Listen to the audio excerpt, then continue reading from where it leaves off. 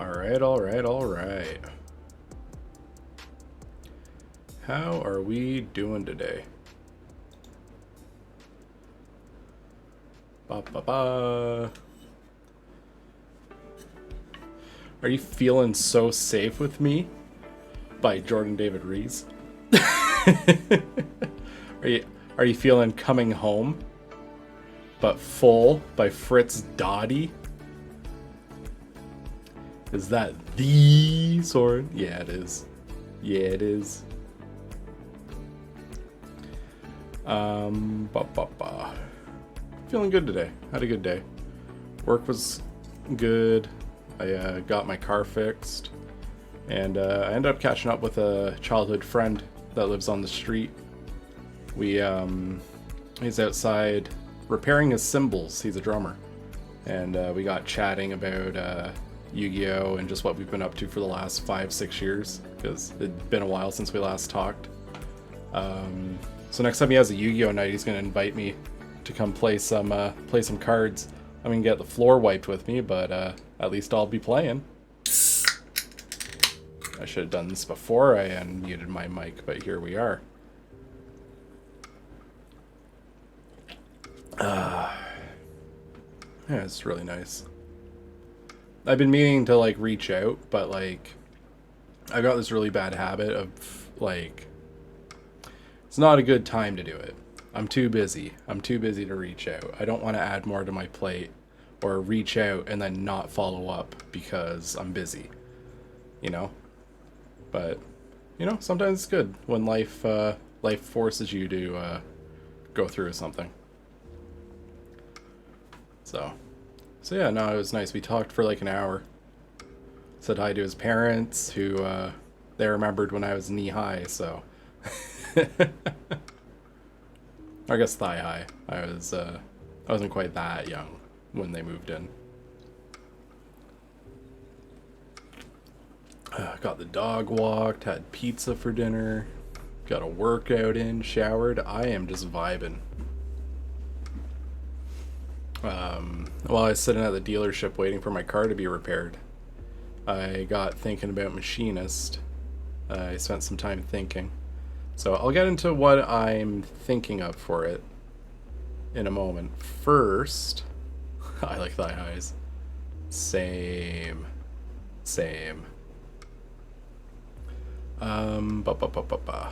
Yeah. So I just wanted to do a quick recap of what I've been up to off stream, because I ended up cranking out 2 additional classes since last time. So we got Gunbreaker. I fixed it up a little bit. Some of the feedback from the Discord felt like there is the energy was too restrictive still. Not getting your munitions back on a short rest was really holding the class back. So now they get it on a short rest. I shuffled some stuff around. I took the energy system out, so it's all just munitions, but I do like the energy system. I do think it was a good idea.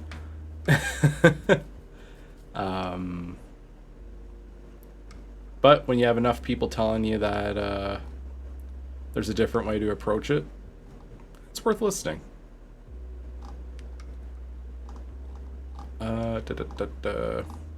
So yeah, Gunbreaker's looking pretty sweet. Pretty happy with it. The next one that I dug into off stream was the Astrologian, and this thing got a pretty rework. So at its core, it's still the same, where it does its, instead of I loosened up the definition of draw into divination. So and the reason I did that is Geomancer's now on the table for it. So there's a Geomancer archetype for Astrologian now. I still haven't gone through all the feedback that they gave me in the Discord. There's still some good stuff and it's subject to change, but I just wanted to touch on it, show the main themes of it. A lot of, like, I really like how it's come together, and a lot of people quite liked it too. So I kind of went for like themes of divination instead of being the balance, the bowl, bravery, resilience, activity, precision, stuff like that. And then when you cast your spells, you get additional divinations you can use. So you get a number of divinations equal to, how many was it? How many did I say? I think it's equal to your astro level. Yeah. So level 1 you have 1, level 2 you got 2, 3, 4, etc. And whenever you cast a spell, you recover divinations equal to the spell level. We got a time dilation mechanic, so you can cast a spell like Cure Wounds on someone and hold it as a... so they already have the effect on them, but you can hold activating the effect and then pop it as a reaction. So it's not the same as readying a spell, because the spell's already been cast. And the problem is, or not the problem, but the difference is if your concentration's broken, the spell goes off wherever the person is and whatever's going on, instead of losing the spell. But it's not just for healing. You can also use it offensively. So hypothetically, this is a use case that I'm just realizing now, but I kind of had it in mind when I came up with it. If a wizard dipped 2 levels into Astrologian to get time dilation, they could throw a fireball and delay it for a round as like an ambush mine, and then pop it as a reaction when something got into when everything moved into a cluster, you know?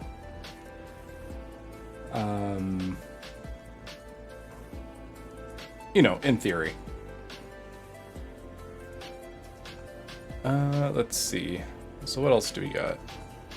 So instead of shuffle, I called it redivine. They have their spread mechanics still. They can do 2 divinations at once and decide which one is the real one. They can extend the effect, so all that's still there. And then the 3 archetypes that you get to play with here. So instead of it being diurnal nocturnal, I went with Charlian versus Geomancy. So Charlian is the diurnal thing with a little bit of the original class pulled back in. So they can pop their divinations to improve the heal. They can do readings to find the traps. I kept their basic like features that people felt weren't very strong, that were considered like the interaction features, because the biggest barrier people said was related to them was the fact that draws were so limited that you never wanted to use them for anything else.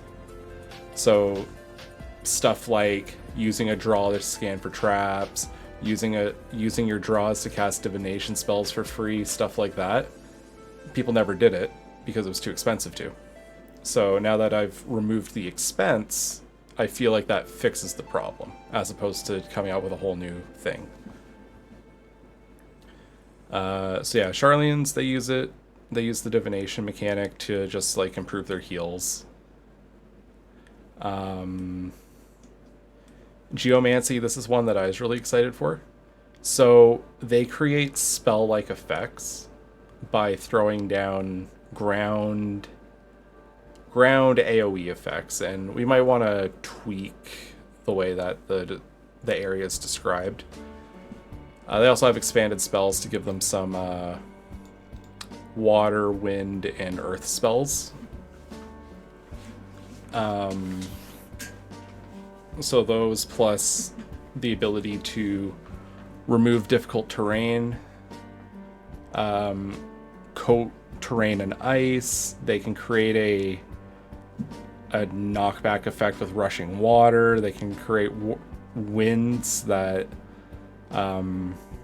mess up people's concentration, kind of like if you read the rules in the player's handbook, it talks about trying to maintain concentration on a ship in a storm, and how when extreme weather effects are ongoing, your wizards and stuff should be doing concentration checks because they're getting thrown around on the deck of the ship. So I kind of took that idea and applied it as a like a tactical thing players can control. So they got some negative effects that they can do on the field, and then they get some positive ones. So there's Sacred Shoal, which creates like shallow, warm water and like a nice sandbar to give bonuses to saving throws. There's Sanctified, which is like, I picture the earth kind of like cracking with holy energy, and anything, and these apply to both like allies and enemy creatures. So you have to protect your upgraded field if you want to make good use of it.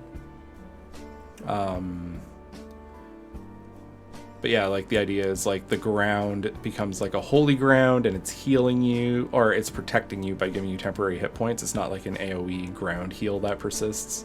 That'd be very fucking strong. And then there's Updraft, which I used this as a mechanic in a boss fight during one of my during my current campaign, and people really liked it. If you're in the field that's affected, you gain a flight speed. So you have a way to battle aerial things that isn't drag it to the ground. But there's still like a counterplay element, because the thing could knock you out of the air current. It could go after your Geomancer and try and get it shut off. Well, actually, there's no concentration. It just works for a minute.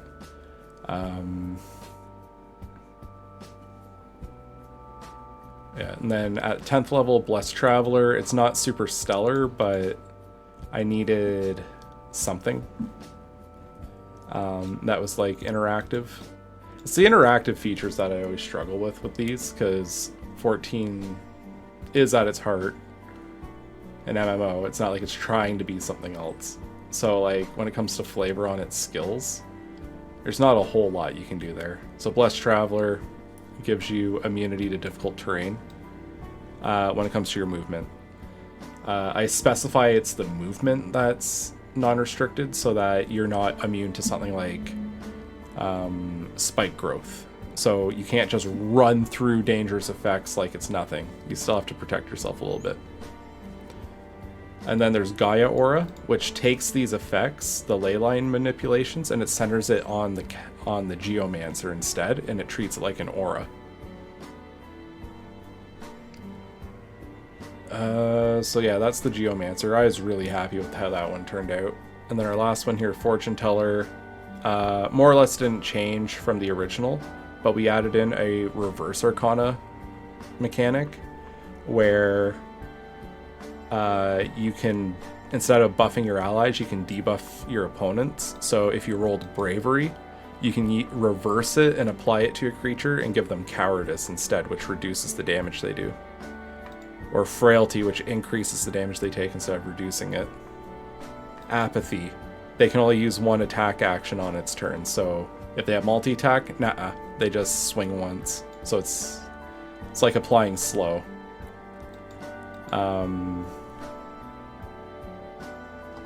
So yeah, I felt like that was a really good natural progression for the class.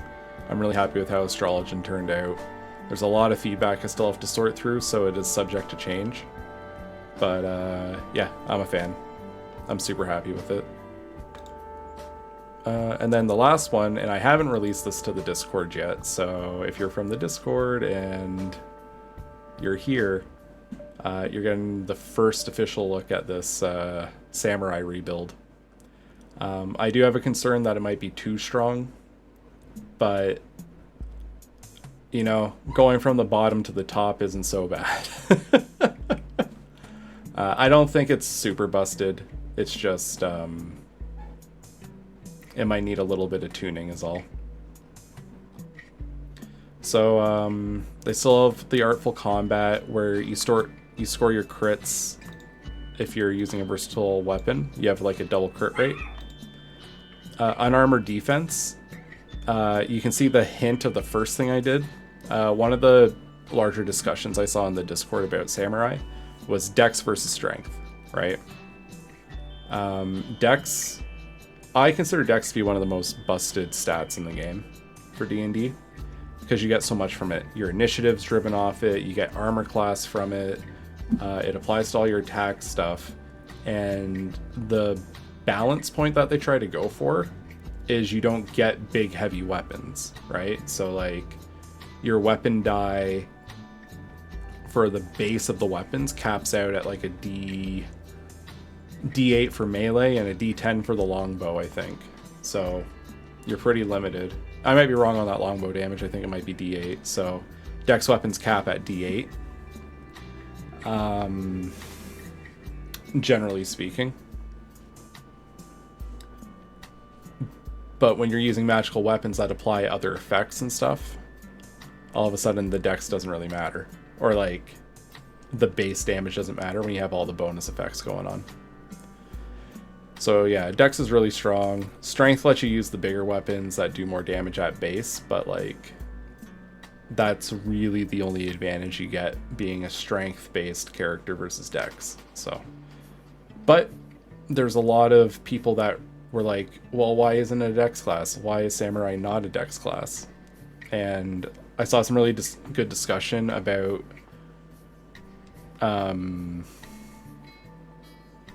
just because something is strong doesn't mean it's not precise, you know? Like a powerful cut with a heavy sword that's super precise is essentially what the Samurai are doing. It's not... It's the precision and strength to follow through on the precision as opposed to fine motor skills where you're like getting in through all the gaps and stuff like you would with a dagger or a rapier.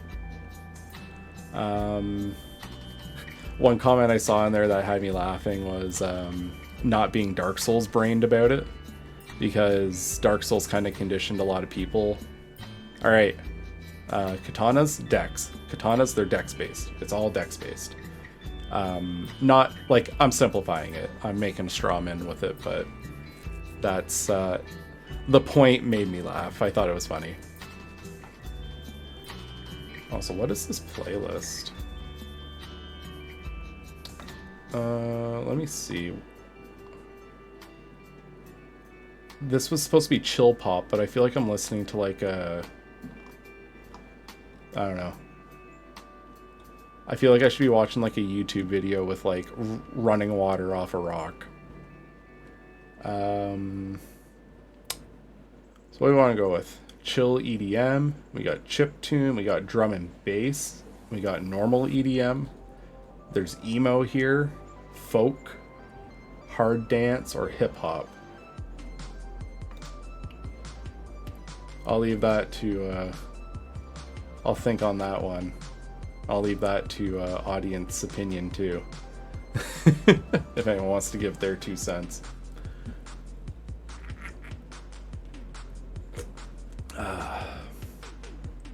Yeah, so yeah, the Samurai, they got their crit boost. They can use their strength or their dex for unarmored with defense. And along with that, I gave them dexterous versatility.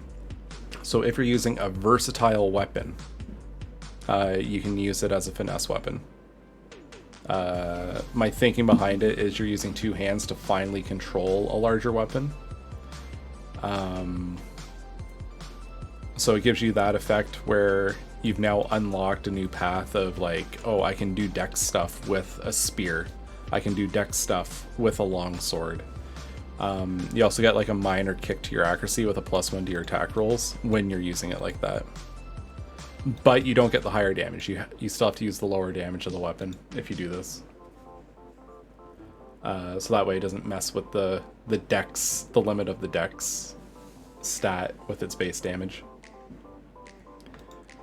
And then like there's the other basic fighting skills. I gave them archery. I don't think anyone's going to use that. Like, why would you? Realistically, I should take it out, but maybe there's a very niche person that wants to do that. Blind fighting, defense, dueling, so other basic fighter stuff. Now the big thing, the Sen. You start the fight with Sen equal to your proficiency bonus, and the cap on the amount of Sen you can have is your proficiency bonus plus your wisdom. Your sword art, you don't have to scale your wisdom super high to have a high save on it. And then the way that I've broken it out is instead of getting, you might have 3 abilities total by the end of your time playing the class, maybe 4. Instead, there's an art list. You start off with 3 abilities. You get like your ranged one, you get a damage you get a damage amp, and then you also get like a accuracy boost with advantage. Hello, Apollo. I hear you in the background, you little creature. Someone came on his turf and he's not happy about it. Yeah. So I wanted to give them more ways to spend Sen, and also the ability to gain it faster without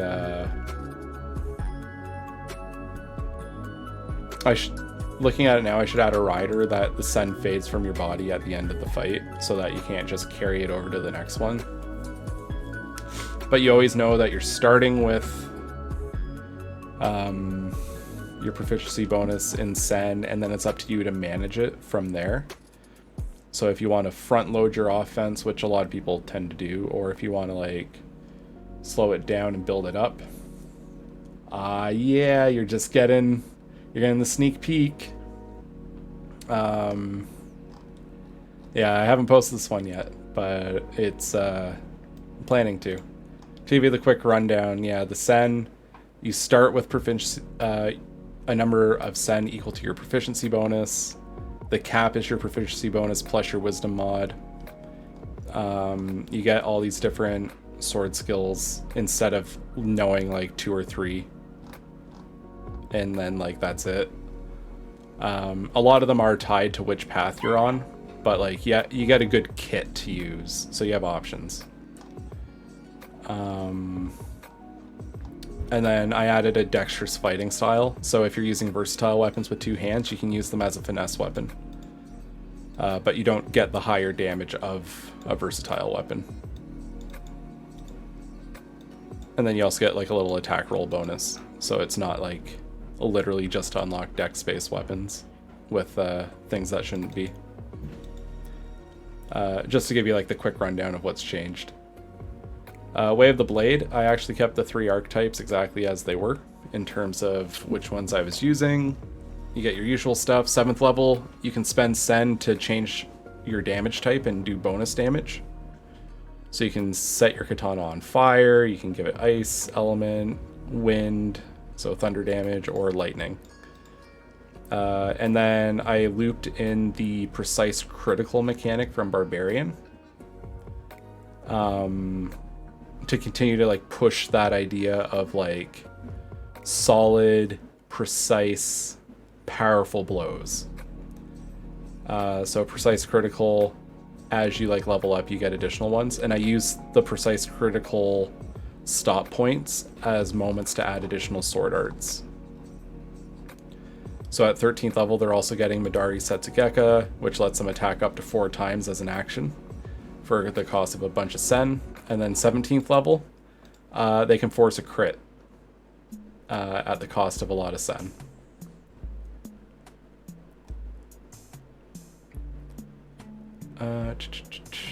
Yeah, the interactive skills, we got Renaissance Warrior, which instead of just giving you some abilities, like pick 2 of whatever, they get the, if you're using a social, or like one of the, like the int, wisdom, or charisma skills, but you're not proficient in it, you get half your proficiency bonus. So you're never outright bad at interacting with other people. Whispers of the Kami didn't really change. I might need to change the wording a little bit. But yeah, you get augury, detect evil and good, speak with dead, speak with plants. So it's just to give them a little divination, little extra flavor. They also get their capstone ability in between those. They get their improved, like their further improved crit at 18. And then I changed the way Meikyo Shishui worked. where you just start the fight with max sen. So you just come out of the gate swinging. So Masters of the Blade, 3 archetypes. So Iatsu, their sword arts are all built around AoE attacks. And then when they use any sword art, they get a temporary health shield. Their exploration ability is still the same. If they have a multi-hitting sword art that they use, they can use their bonus to just add an additional attack within that. So if you did Madare and hit 4 times, you can use your bonus action to hit a 5th time. Or if you used one of the things that give you a damage amp as you're attacking, you can attack 1 additional time within it. Spirit Cycle, when you spend multiple sen on a sword art, you get half of what you used back. So very much just spam your sword art. When you do it, you're getting survivability, you're getting the resources back, and you can just keep going. Blade Master is super simple, but there's a very specific vision, and I really like it. Some people might not.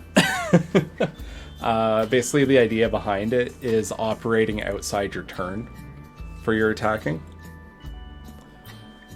I mean, like, on top of, like, your average attacking, but they get strategic edge, so when you're making attacks of opportunity, you have advantage. Yeah, the counter archetype. It's based off of, if you ever played Bravely Default, that was the inspiration for that one originally. I had just finished playing through it back when I was working on Samurai, so... And Samurai, when it first came out, didn't really have... And to be honest, like, today it doesn't have a huge amount of flavor where you can get specific archetypes out of it. At least that I can see. Other people might see it differently. But I wasn't feeling it. 2 swipes per opportunity attack, extra reaction for more opportunity attack. This seems silly on game. Hell yeah. Yeah, so it makes the enemy have to be very careful around you. And there's special sword art that they get at 3rd level. If you're attacked, you can, as a reaction, you can make an attack of opportunity. So, yeah, they're very much just like, oh, you're going to hit me? Well, we'll see about that. And you just keep swinging back. At 10th level, getting 2 attacks on the counterattack, and being able to do it twice. They're very good at that outside of turn, keeping their damage up. So, like, they never... The way I picture it is they're always doing consistent damage and being a menace on the battlefield without ever, like, having that hyper damage spike, you know? It's just a consistent line of I never stop. And then Ronin got a huge rework in terms of how it operates. So the base is still the same, where they get the Thieves' Tools and Sleight of Hand. But then I also gave them... I borrowed this from the... I think it's the Scout under Rogue, where a creature you hit with a weapon attack can't make an opportunity attack against you. And then also with that, they're getting their... which one is it? Yaten.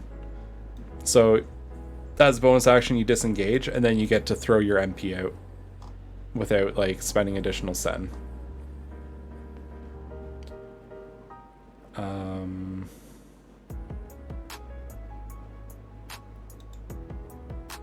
And then Fleet of Foot, you get increased movement speed, and you also get climbing and swim speed.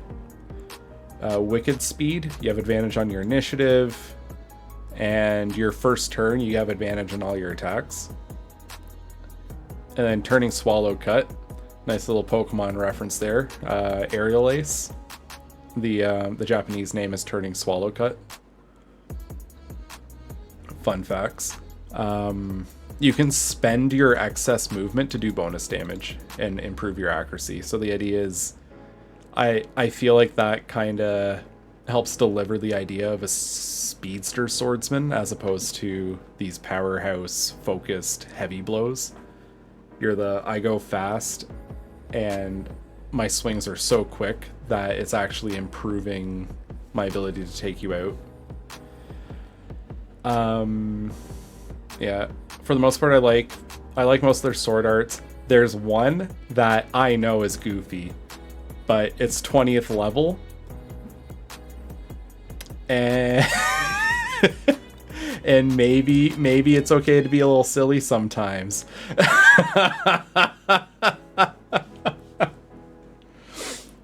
Yeah, I gave them Zen Setsuken at 20th level.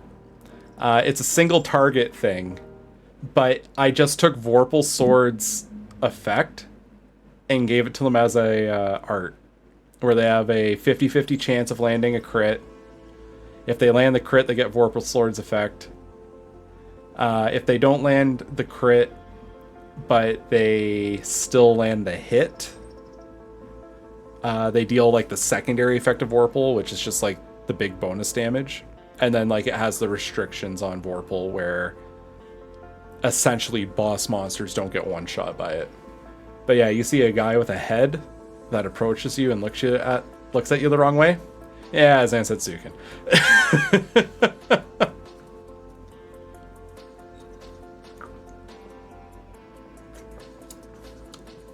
I played with the idea of making it an AoE. I played with the idea of it being a field clear, but at the end of the day, I still wanted it to be fair and not have DMs look at that and go, no. And also it takes your bonus action to prep it. So you have to use both your actions to one-shot a mob or deal like a huge amount of damage. Yeah, you're full committing. If it doesn't work out, well, that sucks. But yeah, I like the way New Samurai has turned out. I'm a big fan of it. I guess just to give a quick rundown of the other sword arts. So NP's the ranged one. Gecko is specific to the sword art guy. So one thing I noticed when I was working through was I used the same modifier. So as a bonus action, you empower your blade, you deal bonus damage equal to your wisdom. And then Jinpu also does that, but within its use. And I was like, do I like that? I decided yes, I do. The idea being, this is a thing that only those that are focused on mastery of the sword art are able to do. And it just applies the bonus twice. So I was fine with it. I kind of like, I had pause going through with it because I was like, people will probably call that out, but it's kind of intentional. Yeah, Chiden is our reactive smacks. Gyodin, dash action and as a bonus action, and your first attack has advantage. So that's the flash step for Ronin at 6th level. Kyutin, oh, that's supposed to be, there we go, we're proofreading as we go. That's for the sword art one. It gives them their AoE.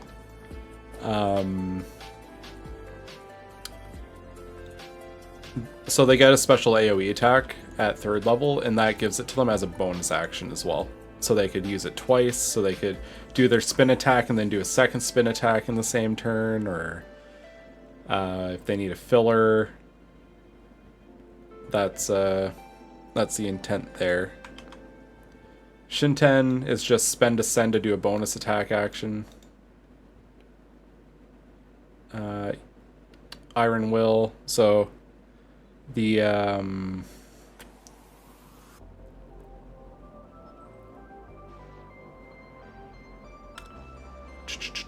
gain resistance to physical damage basically until the end of your next turn, or no, start of your next turn as a reaction.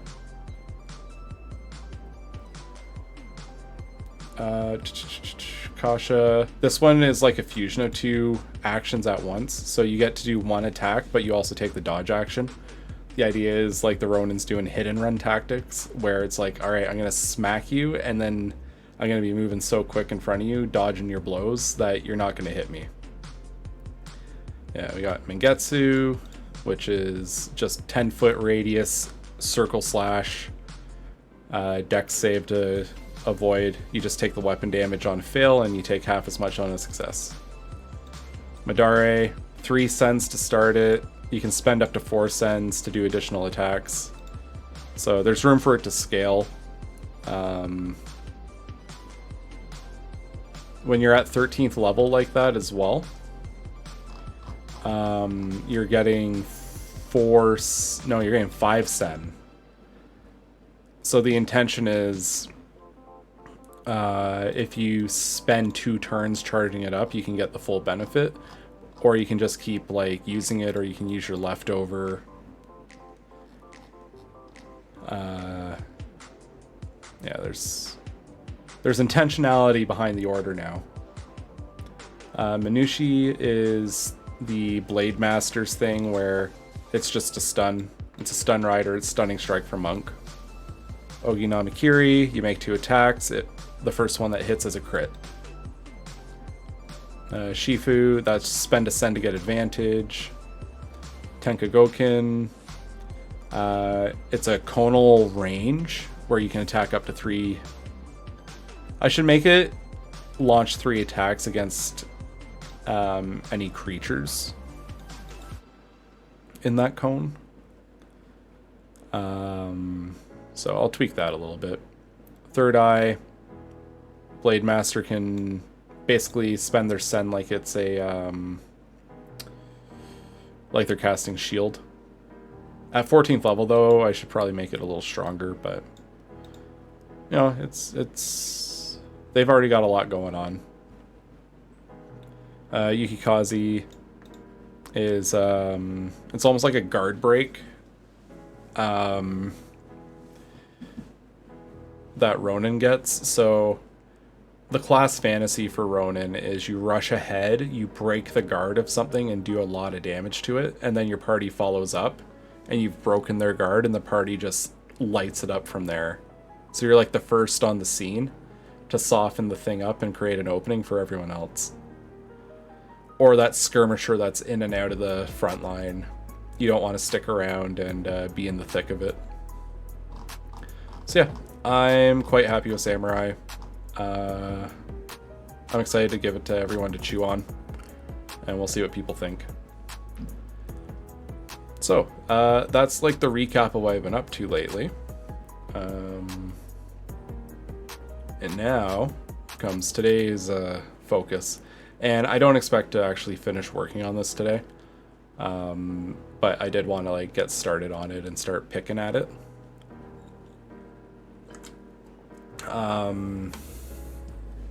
Part of my reason for that being, I just want to get a stream in. So I spent a lot of time thinking about what the class fantasy for Machinist is now. Because a big part of it these days, if you pull up like their job guide, in 14, a Machinist is I shoot good, I shoot fast, I shoot hard. It's all just shooting. There's a little bit of bomb action with wildfire.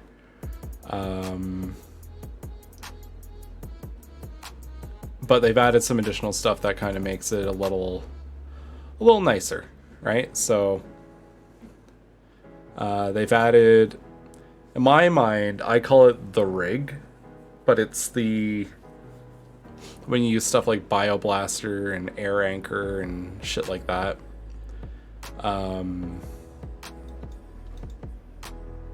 You pull out that big piece of technology that has all the odds and ends attached to it. The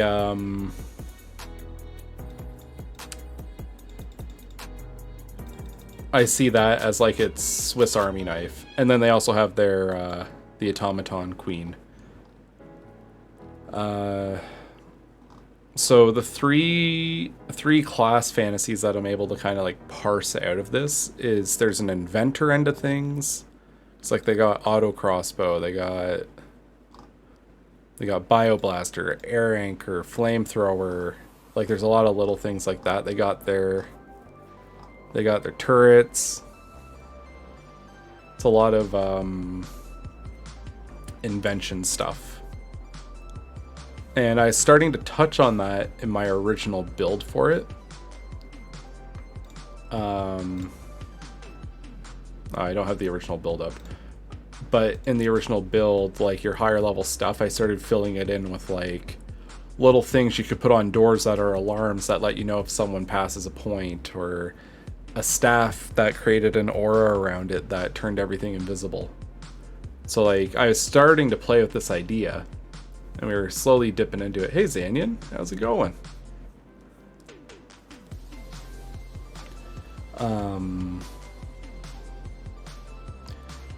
So I started flipping through like the other machinists of Final Fantasy just to see what they do. The wikis are not super useful, or maybe I'm barking up the wrong tree. I know fandom's a bit of a eyebrow raiser these days because I forgot what they did, but they did something stupid. This one caught my eye just when I was reading through it, so I wanted to call it out. The first soldier air gadget. It's a hoverboard. Just saying, I would like to see that kind of worked in as something. Bringing that sweet, sweet homebrew. Hell yeah. But I was looking at like the other ones. So like you have Edgar and all his stuff, Noise Blaster, Bioblaster, Chainsaw, Air Anchor. Like the original Edgar from Final Fantasy VI seems to be where they pulled all that invention inspiration out.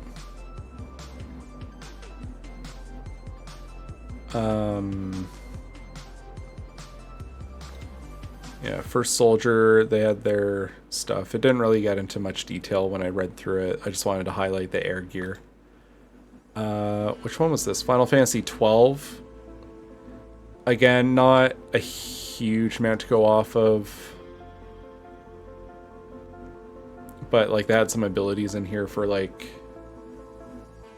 mobility. They're dipping into like steel, poach. I don't know 12 well enough to speak to it, to whether or not this is super useful for it. But I did want to just have it handy for if we get stuck for ideas. Tactics is like the first official appearance of Machinist, and that's where like the leg shot and arm shot and stuff came from. So the debuffer. And then, I didn't know this, but Stranger of Paradise had, apparently Hunter specs into Machinist. I own this game. I gotta get around to playing it. But I wanted to have this handy too, because it was pretty useful on... Shoot, I forgot which one we were working on. I think it was... Maybe it was Gunbreaker. I don't know. But I found it useful at some point, so I wanted to have theirs handy too.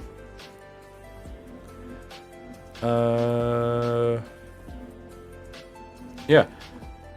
So right now I'm just kind of blabbering on to lay out my this is like the preamble of an essay, you know. Reading the preface and getting ready to start into the body paragraph of the essay. So we know machinists tend to be like, in 14 they started off just being pew pew shoot shoot, and then they started to draw in all the different inventions. They had their turrets, and then they gave us the automaton queen. So my thought is 3 archetypes based on gunplay, the automaton queen, and the invention mechanics.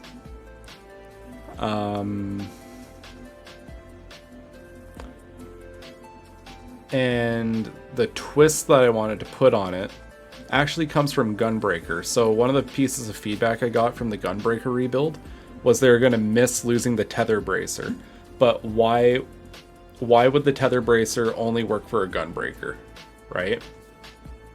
And that's a fair question. Why does the tank class of Gunbreaker have a grapple hook gauntlet that no one else can use? Because in essence, it's a magic item. Anyone could use it. So I put a pin in that idea, and I was like, I'm going to come back to that. So my thought is a machinist. The other thing, I had the idea when I was thinking things through. I was like, oh, what if I just gave them half caster, and then all their spells are like their different inventions and stuff. And I was like, nah, I don't like that. Also, I think that's what Artificer does. And I dug into it. I was like, yeah, no, that's exactly what they do. So I didn't want to do the same thing that the Dungeons and Dragons team did with their machinist-esque class. So what I was thinking is they build loadouts of all these different inventions, and they can prep inventions and charge them up. So you can create an invention and give it to one of your party members, and the usage is based on batteries.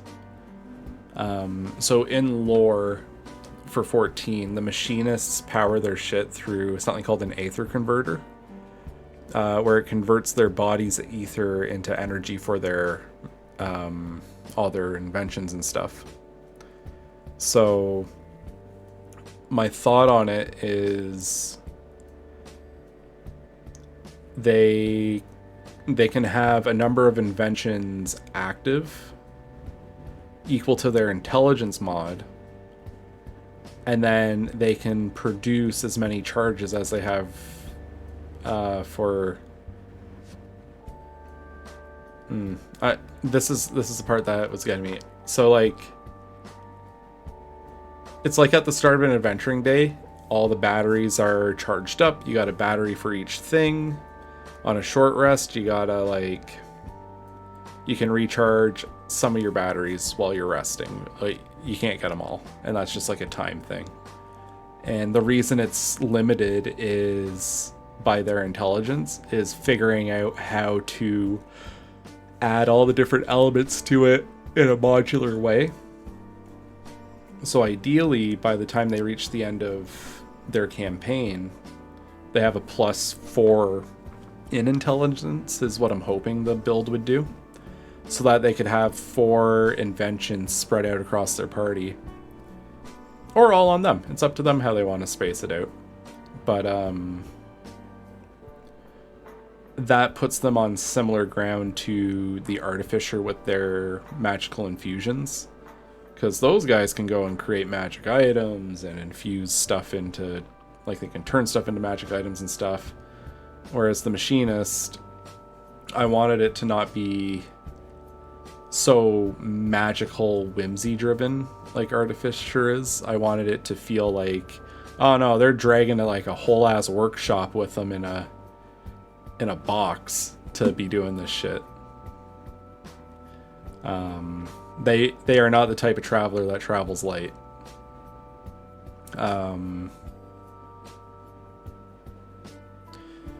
Something I think about, that could be, maybe that's a feature. And they got a travel caddy that they drag around with them. Something to think about. I don't want to get too lost in the weeds of logistics on how an adventuring day looks for that stuff. I think it's easy to start getting hung up on the what ifs. So yeah, the idea that I have for this is their progression is kind of a la carte. where at different tiers they get the ability to create additional inventions. So the player is guiding the machinist on what they're building over time. And then the archetype is decided by what their main project is, or like call it their magnum opus. So like the gun-based machinist, I would say their magnum opus is the Gauss barrel.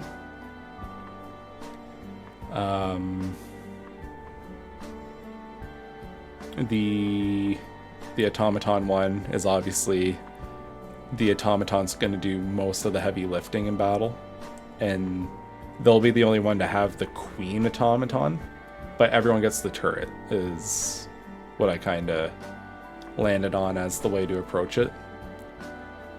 So like they'll all have some kind of summon, but the one that goes into being like this is my queen summon gets the mech helper, and the queen becomes more of the star of the show than the player. And then the one that's more focused on inventions, like I thought about it being like, because I did really like the bomber one. I thought the bombs were cool, but I think widening it out into being more invention focused, so like they can charge their batteries faster, they can invent, they can have more inventions going. It's like this person hasn't gone all in on a single project. They cannot focus. So I think that gives me 3 pillars to work off of pretty nicely.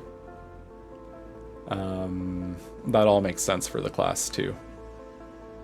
And then I want to be a little more loosey with what inventions are on the table for them, right? Because like before, what I had done was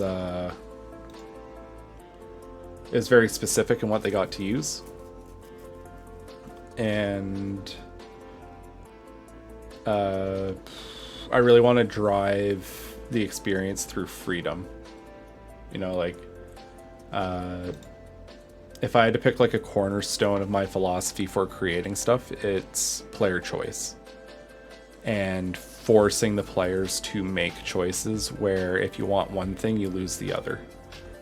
Not in like a mean way, but in the, oh man, I have so many cool options.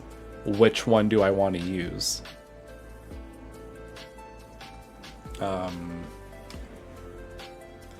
So yeah, I already started laying some stuff out for the machinist, just in terms of like setting skeleton up. So we got the typical first page with the same blurbs. Well, the progression, I was thinking I want them to follow the same kind of progression that a hunter followed, or sorry, a ranger. That's kind of like the parallel I was considering them to be running up against. So I'm probably going to change the order of the levels. So they get their shit on 3rd, 7th. What are the other ones?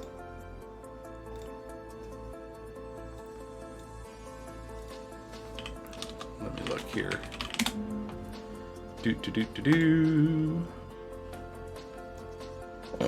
Ooh, excuse me. Pizza's fighting back. 7th, 11th, and 15th.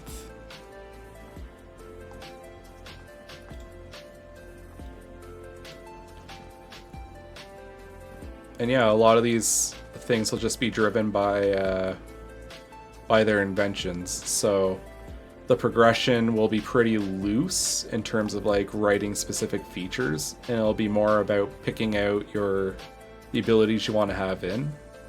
And the biggest challenge I think that we have to tackle here is making sure the backbone is good.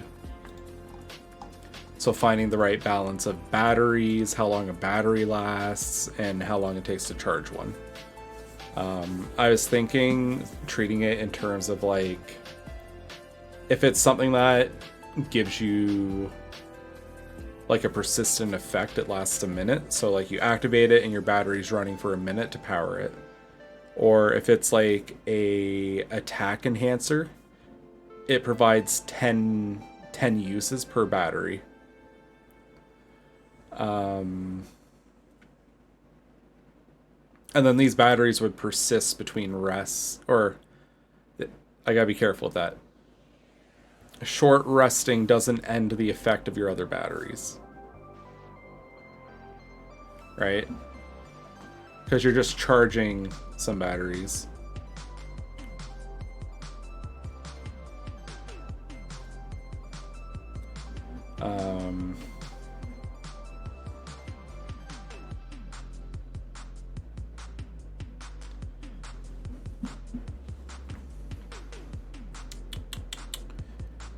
Yeah, so the batteries wouldn't refresh quite then either, right? Or they would get a few batteries back on short rest. So, and that's where I'm kind of like grappling with it a little bit. So like the batteries recharge, but then the batteries themselves have individual timers on them too. And I don't know if that's going to be too number crunchy. Maybe instead of having it last a flat minute,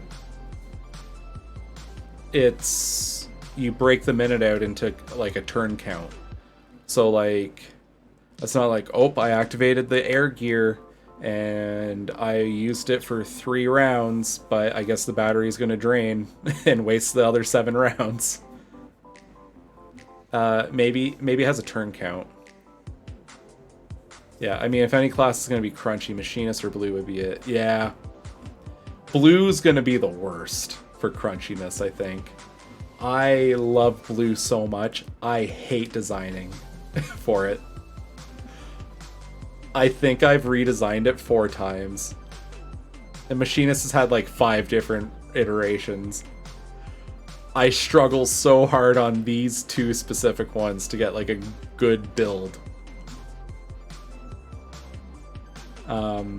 Like, I don't think my other stuff's been bad per se, but one that just truly feels complete and solid and I'm walking away from it happy. I haven't, like, struck that balance yet, you know? Yeah. I feel like... Yeah, streamlining. And I'm trying to think of the logistics at a table when I'm thinking about this too, right? So like, if I had a Machinist at my table, how would I keep track of their batteries? I would probably give the player a D10 and tell them to keep track of their battery usage using a D10. But because that's how I would do it, it doesn't mean that's how people are gonna solve for it at their own tables.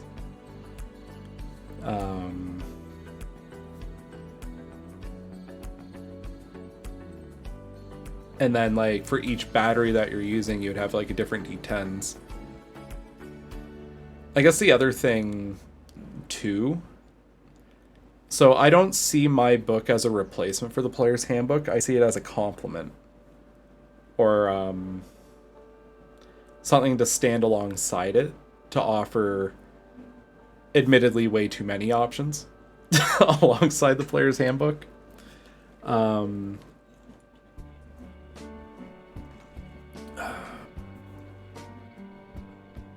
But that being said... Fuck, I forgot what my point was going to be. I was working up to something, but I completely blew it. Oh well, it happens. I should get a straw. Whenever I drink, when I'm doing these streams, the model bugs out.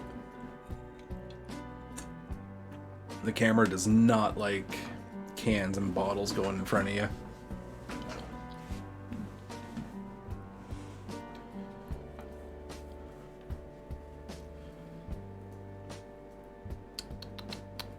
Dun, dun, dun, dun, dun, dun.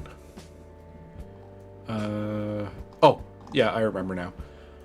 So, I never intend my book to be a replacement for the player's handbook. I see them as standing together at a table. Like that's kind of like my intent. That being said though, if a player is seeking out homebrew, I'm making an assumption about the player. That isn't always true, because I know my books ended up being a gateway for a lot of people to get into D&D, as opposed to being an extension of an already existing interest. But I do see these as like advanced classes, or you know, like a job extension kind of class, you know?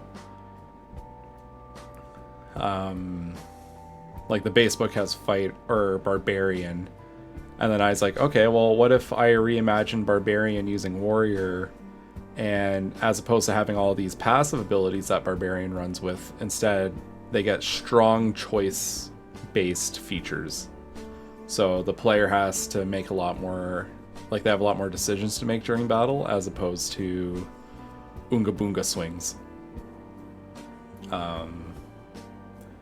So I make the assumption that people that are using homebrew are looking for like that extra push. They're not really, or like looking for more meat to chew on, as opposed to sitting down for the first time ever.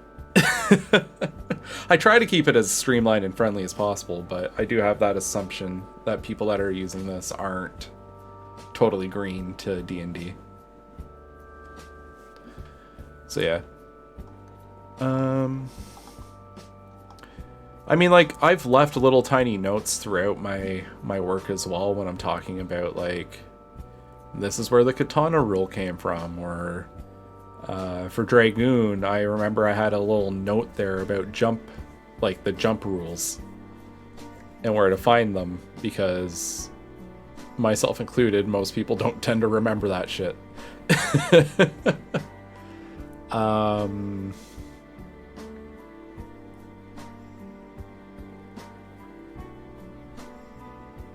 Yeah, so like I guess we could do like the battery thing, and then the batteries have like charges for ammunition or turn count. I guess the battery has 10 charges. The charges are used to like empower shots, activate items for a turn, etc., etc.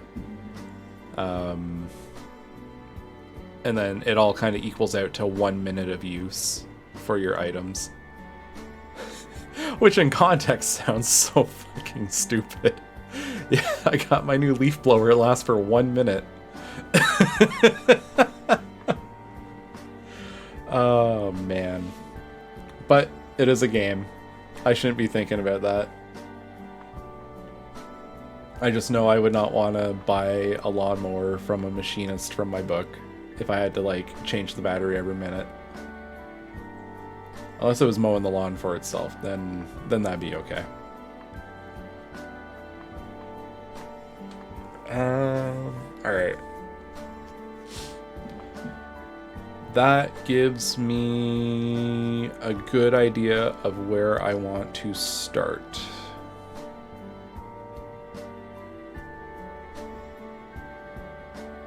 You can see I started laying out some of like the templates. Look who I copied from. Hi, Reaper. Let's see, your fingerprints are on this one.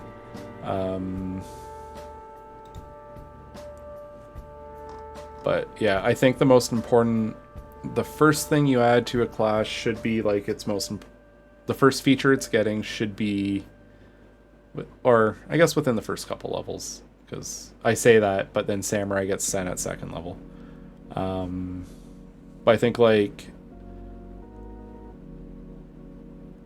it's a good idea to like start things off with like the most substantial features. By level 5, I feel like you should have your whole class kit, and then everything else builds on top of that base. Like even your archetype should be giving you your most definitive feature at 3rd level. So you should have, you more or less should have your full class fantasy in the first 5 levels, and then that class fantasy just keeps evolving the deeper you go. Ba, ba, ba, ba, ba. So yeah, do we do mechanical ally at first level, or do we do battery?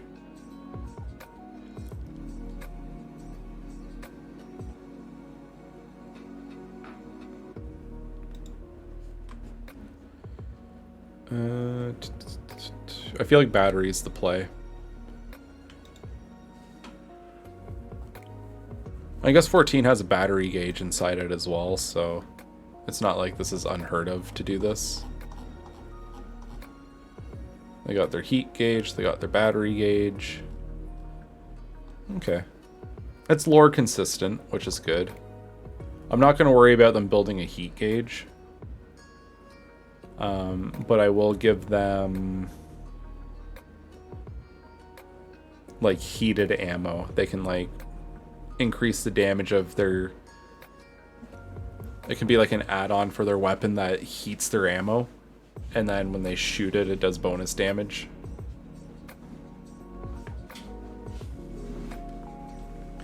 Yeah, there's a lot of stuff we can do with these guys. It's just actually doing it.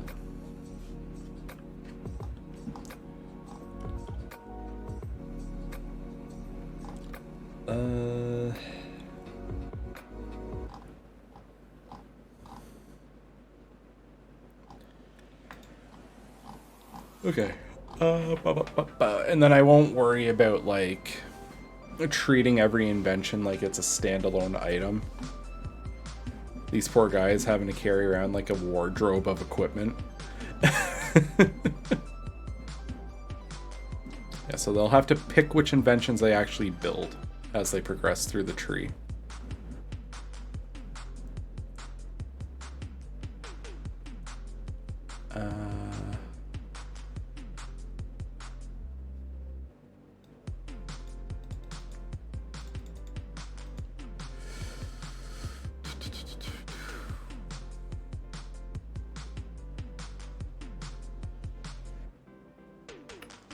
I just feel like I'm scratching my head on where to start.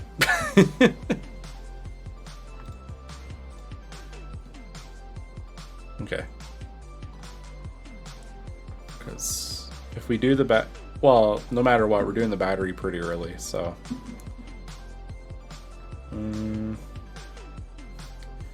What does my original build of them look like?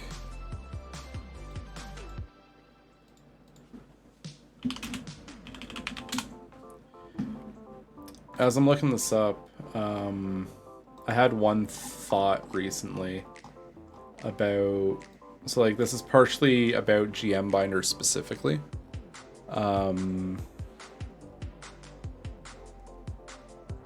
Not really an issue per se, but, like, their analytics button's broken right now. Or, like, the analytics module for the books. So one thing that I was really excited about that I've been watching slowly count up over the years is the views on the book. So when I originally hosted this on Homebrewery, it was about 375,000 views on Homebrewery, and then it's gotten nearly 600,000 on GM Binder, but the count stopped changing. And it hasn't moved in months now. I just kind of like, I felt like I wasn't making any progress on this count every time I checked in over the last year. I was just like, oh, I check it so infrequently. I must not remember the last time. But, like, I've been checking it a little more frequently because I am really close. I've been saying to people when I talk about this that I'm like 50k out from 1 million pretty often, but I've been 50k out from 1 million for like a year, and you know, maybe it is my ego, but I do believe that by now it's probably crossed 1 million, but because the book's not counting the views anymore, I can't know that.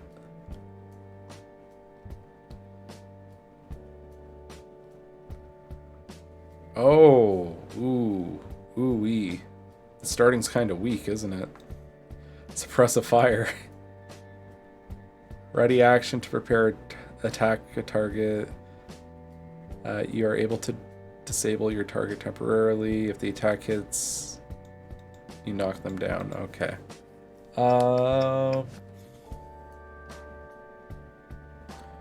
Boo earns. Alright. You are going on the side. We are not going to talk to you anymore. We are going to rely on our own intuition here and just go for it. Alright, so Aether Battery. Beginning at first level, you have developed special energy modules. You use alongside your inventions. I should probably zoom this in a little bit, eh?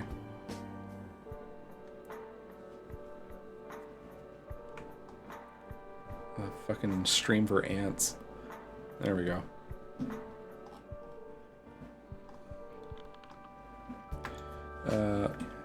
Yeah, for use in your inventions. I feel like we'll do this entry second, so I'm gonna open it with also beginning. You have developed special energy You have developed special energy modules you use in your inventions. Called Aether Batteries. You are able to support a number of Aether Batteries. Yeah. I've been keeping an eye on this homebrew for years, and I'm super excited to see where you go with it. Ah, thanks. Azen the Cat. Welcome in. Yeah, it's definitely been a labor of love, that's for sure. But I'm always excited to see where we wander.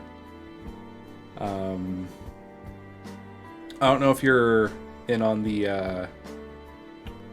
there's a Discord that kind of deals with the project that kind of like derived from the Reddit that the project was originally hosted in. But if you want the most up-to-date news about it, that's the best place to hang out. But if you're just here to vibe out and enjoy the ride, welcome in and kick your feet up. We're working on Machinist today. I've been trying to go back and rework all the classes I wasn't satisfied with. And I want this to be done by the time Dawn Trail comes out. So that I feel like I'm closing alongside the end of like the Eorzea era. I'm also closing like this phase of the project too. No, I'm not going to keep adding to it. Don't worry. Like Pictomancer and Viper are slated to get added, but I'm waiting until after the expansion comes out and I've actually played them and understand how they work before I do anything like that.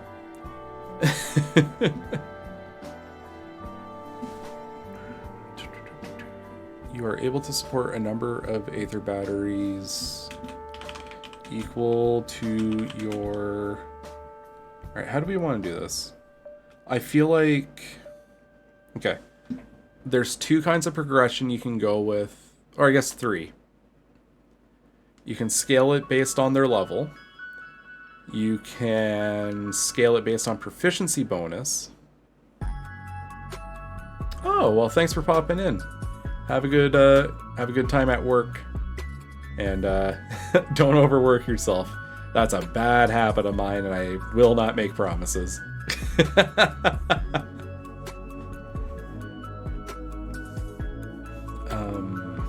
Right. Yeah, so you can scale it based on level. So you have a consistent increase over time. Your player always progresses. It's a straight line up. We can do it with the modifier. Oh, hey, thanks for the follow. I'll see you around. If we do it based on proficiency bonus, it starts pretty small and restrictive, but it builds over time, but it has a bit of a lower cap at 6. But if we scale it off of intelligence modifier, it can start higher, but it's a lot more investment to get more. And excluding magical items, the cap is even lower. So what's the secret sauce here? What's the balance?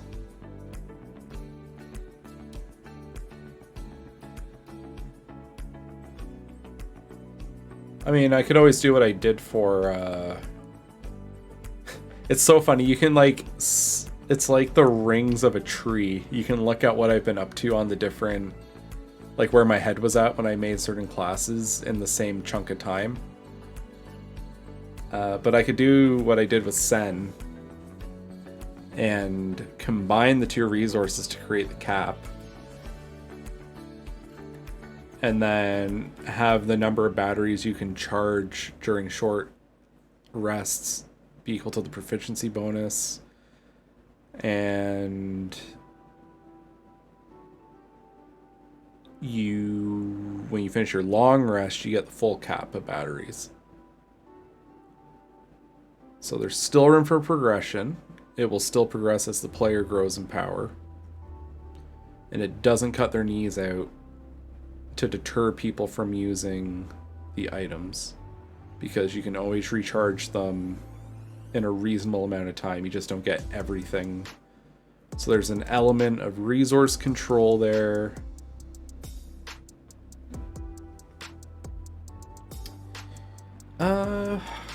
You know, I could vibe with that. I like that.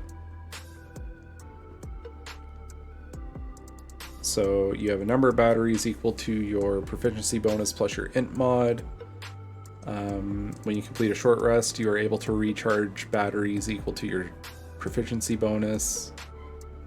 When you finish a long rest, all batteries are recharged.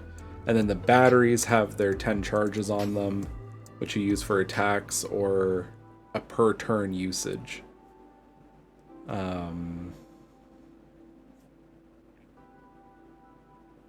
You know what? I think that's good. I think that is a good way to approach it.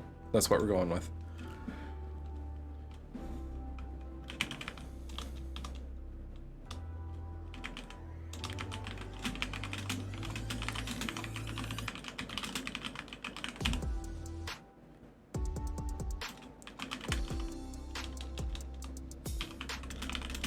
When you complete a short rest, you recharge,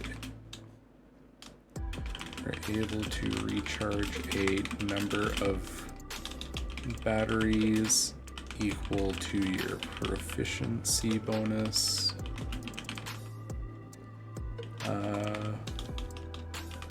And you recharge all of your batteries when you complete a long rest. Each battery has 10 usage.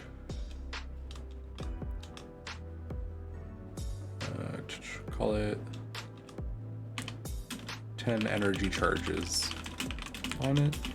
These energy charges are expended when you use an invention.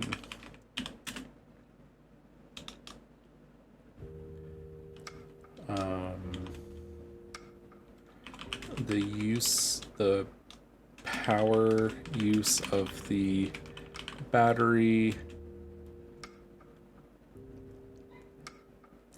changes based on the invention.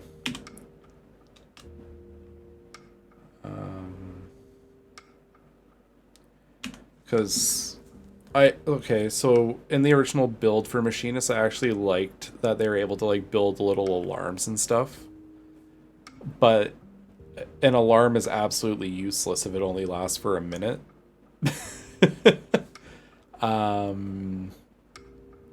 So I think, depending on which invention you plugged it into, if it's like a low...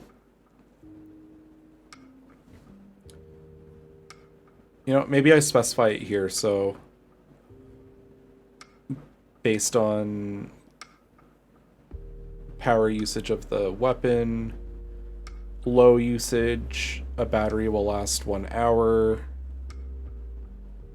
Medium usage, or one charge is equal to 1 hour. That gives the alarm 10 hours, which I think is fine for a temporary warning system for the party while you're resting or whatever. And that's more for like passive little things. I like the idea of one thought I had was having like a mine. So like the machinist can set up a landmine or something with that discharges electricity. So like I consider that to be like a low usage item as well. So like you lay your little landmine out and it will last up to 10 hours. Okay. Yeah, so we have 3 tiers of usage. Damn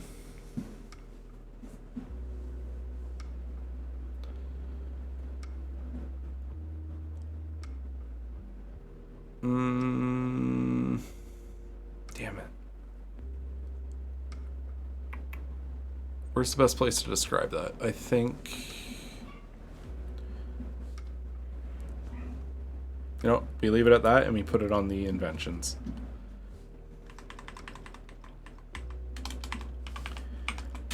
And we'll use my latest favorite trick to use in these builds is having a list at the end for your options.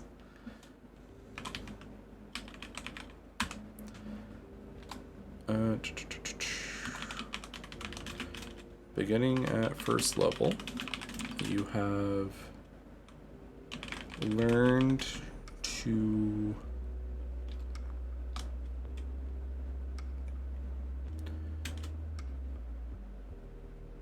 begun to invent new wondrous equipment. Oh yeah, the key thing is you or your allies can use the equipment. You don't have to keep it on you. You can share the wealth. You have begun to invent new wondrous equipment that both you and your allies can make use of.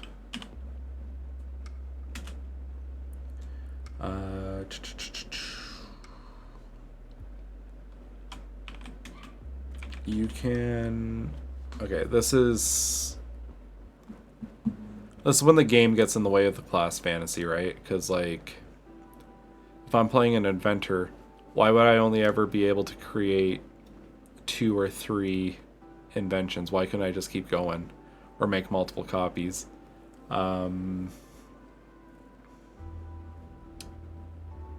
So I thought about what is the answer to that, and I landed on it's the logistics behind adapting the battery.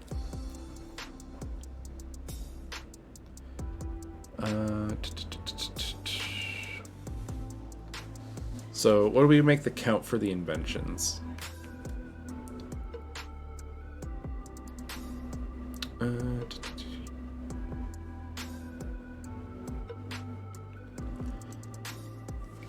You can have a number of inventions currently in service or currently built.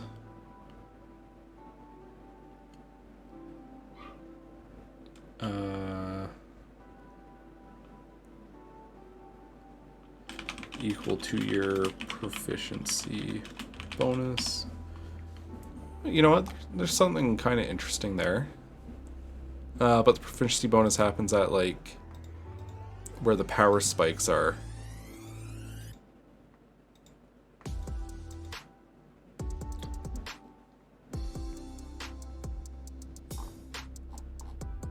I think I'll just scale that how I want to. I'm not going to tie it to the proficiency bonus, I'll just sprinkle it through.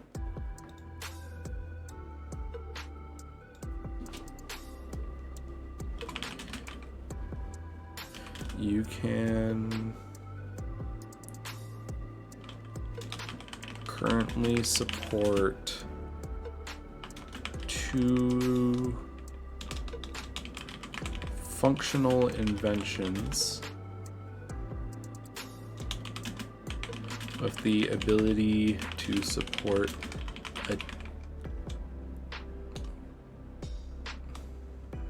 or further inventions as you level up.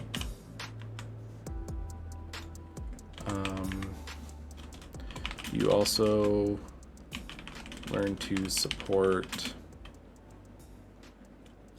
more complex and specific.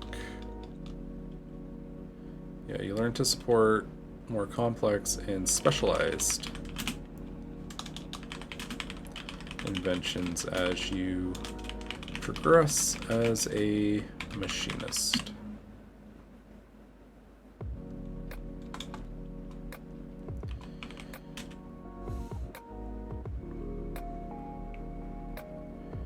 You learn, you build. Oh shoot, okay, how do we want to allow them to disassemble inventions and reassemble between levels, maybe? Because I feel like doing it on a long rest is a little too free. We want to treat these, I'm treating them like spells in my head. Like a spellcaster that has to swap their shit out as they learn their spells, so it's like a charisma caster.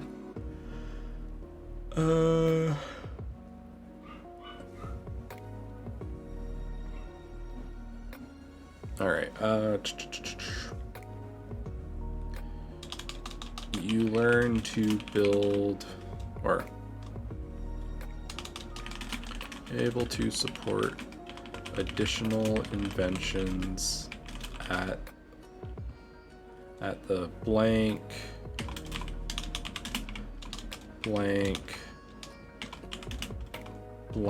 and blank levels. We'll figure that out later.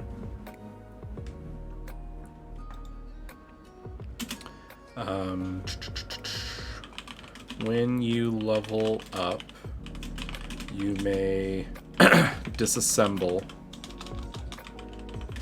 one of your inventions and build a new one. Yeah, no overnight fixes, I think is the line I'll draw there.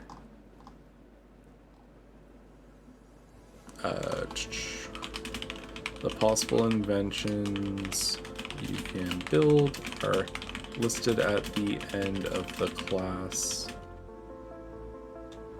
Listed at the end of the archetypes description.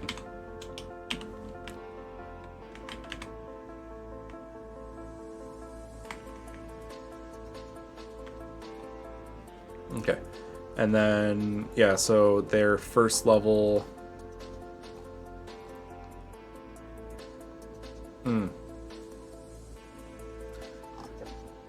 It felt a little mean doing it, but I do think it's the right call. Having 2 different DCs, one for their marksmanship and one for their inventions. I feel like that's the right thing to do here. So I'm just going to make a note. Invention save DC.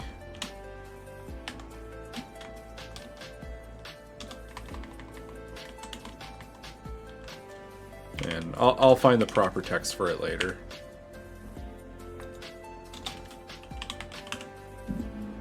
Yeah, you're able to support additional inventions at blank levels. When you level up, you may disassemble one of your inventions and build a new one.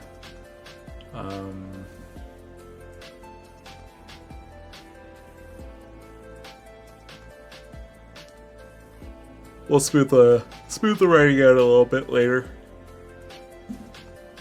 And then we got the Aether Battery.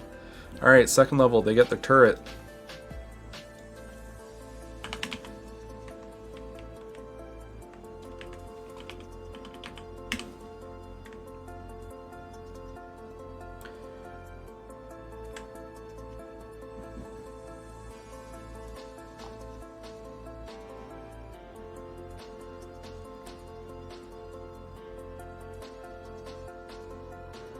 We'll clean up the text there, but for now we just know they're getting a second level turret.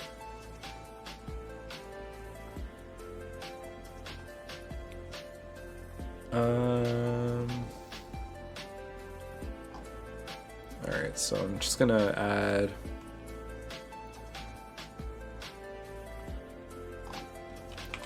inventions and Aether Battery. Good, good, good.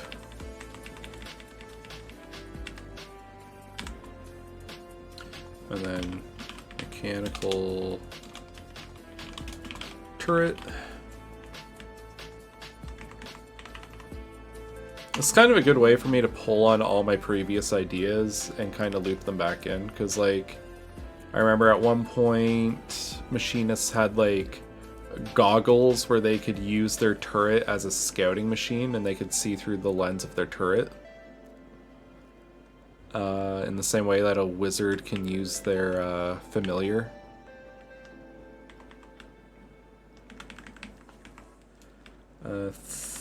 Alright, their archetypes. Magnum Opus.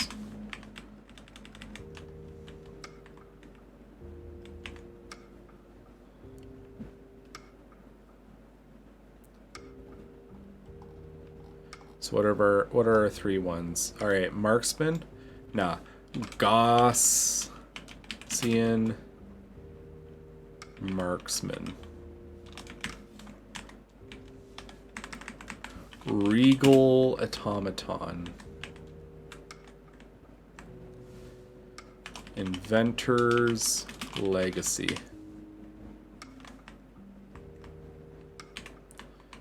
So, developing the most powerful weapon or most powerful gun to be seen.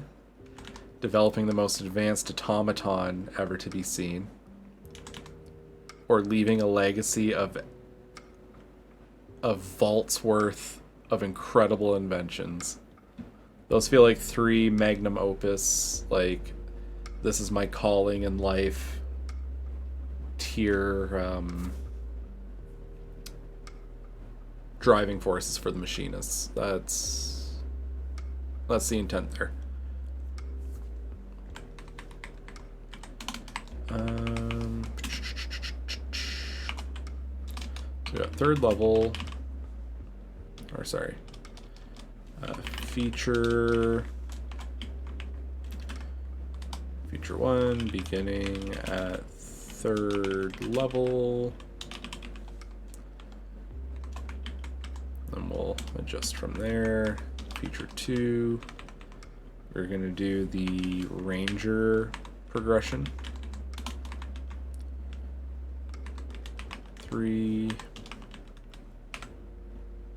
11th level. I already know what that is for the automaton. Attack twice when you use the attack action. And 15th level.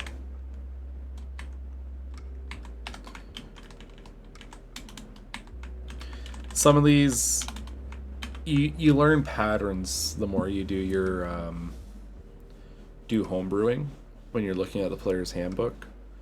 And God, am I glad that 5th edition is still considered valid for whatever the fuck Wizard's doing with the game now. Because I know they're trying to move on to 1 D&D, but like 1 D&D is just 5th edition, but then they're patching it. So I'm glad that mechanically it's still the same game. And it's more just like a shift in power ceiling.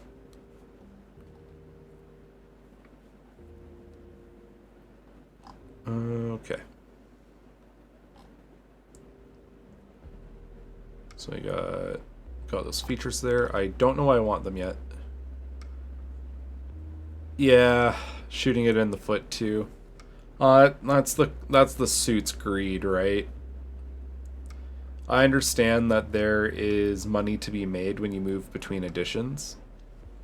Because people have to buy all new books and then like you get to re-release all your old stuff for the new edition, and their decision to we're gonna make one D&D and we're gonna make it an online service, and we're gonna have a AIDM, and we're gonna try and get everyone to use the D&D Beyond app.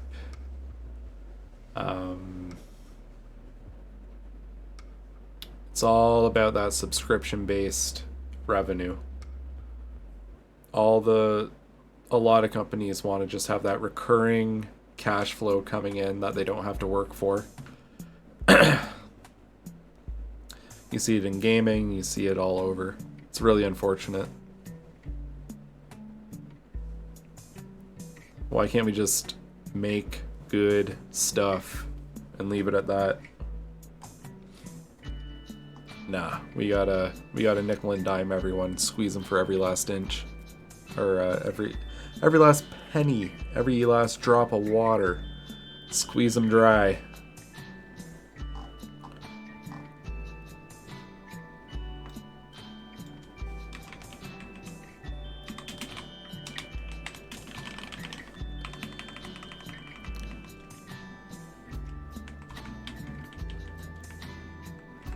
Oh well.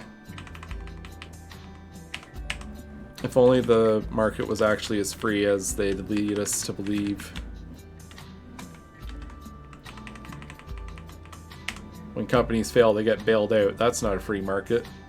I'm not saying I want people to lose their jobs, but stop lying to yourselves as to what we're actually doing here.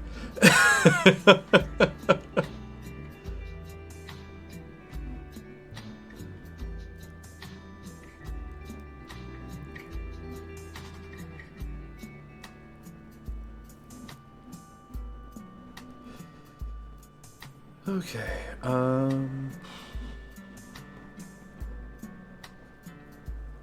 I think I gotta mosey on out. Sounds good. Well, thanks for hanging out. Yeah, I think we're on the right track for the bones. It's just a matter of I think the backbone is especially good. But yeah, thanks for hanging out. I will catch you later.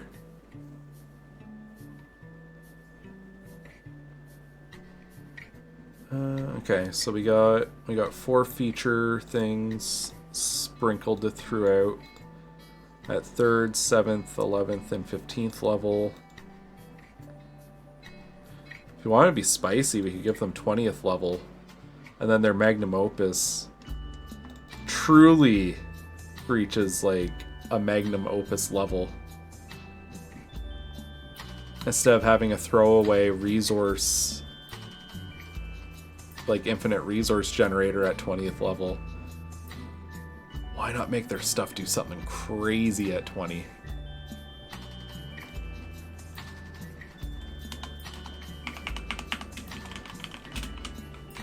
So it's going to scale more like a paladin than a ranger, but that's fine. It lets us do something really special for each of them. I don't know what that is yet, and I might go back on this, but in the moment, it feels right. It feels like the right call.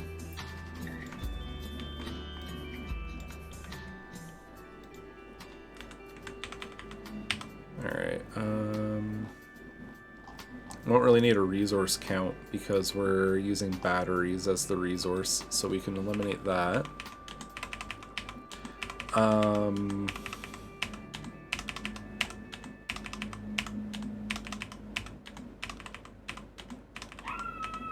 Oh. The dog's upset. That's good. I think the wind blew the wrong way.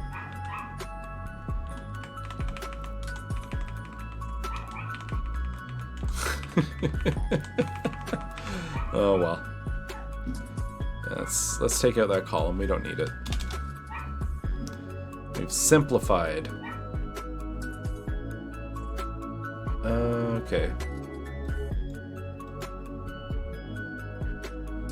We'll give them mechanical turret, and then I actually really liked the technical support feature that the original Machinist had, where they used their artisan tools to disarm traps. I thought that made sense to me. I liked it, but it's not like good enough to be its own feature, so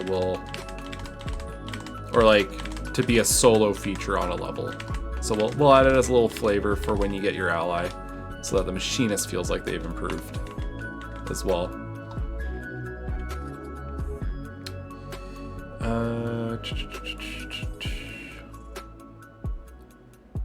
Okay, so they get their inventions. Their magnum opus is its own invention as well. So they start with 2. They get their magnum opus. So marksman's gonna have the Gauss barrel. We're gonna have the regal automaton,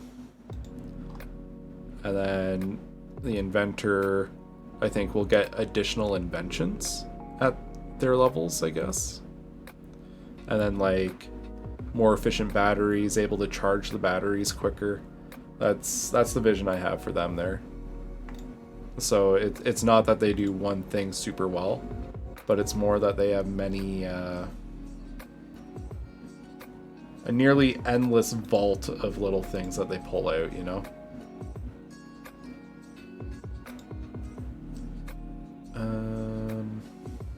So that's good.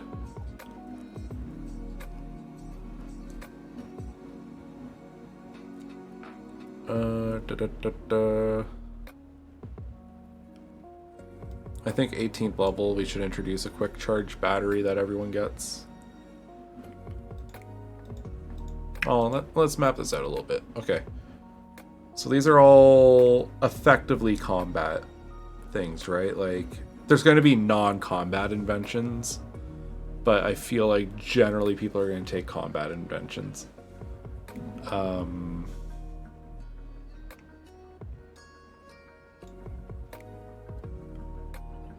So I feel like giving them a interactive feature, but then they get 2 interactive features back to back, because generally I make the second feature you get in an archetype the exploratory one, but the inventions fill the slot of exploration. I think it's fair to put the onus on the player to give themselves additional tools versus every single weapon they or every invention they pick being a shooty gun in different flavors.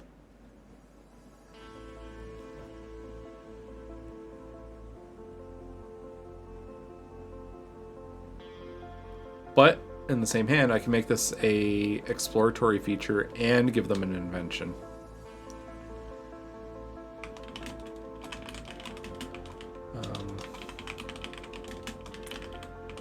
So that puts them at 3 inventions,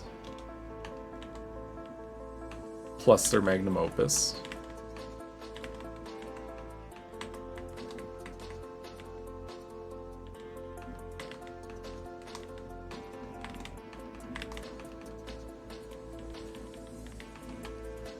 Oops.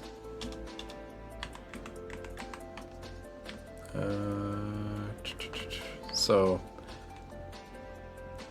the way it kind of parses out, so at first level you get 2, and then 1, 2 levels you get 1, 1, 2, 3 levels you get 1, 1, 2, 3 levels you get 1.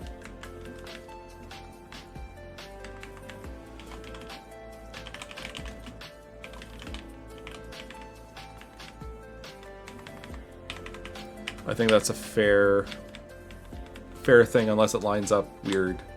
1, 2, 3. Oh no, it's on the ability score, so I guess 13th level they get an additional invention.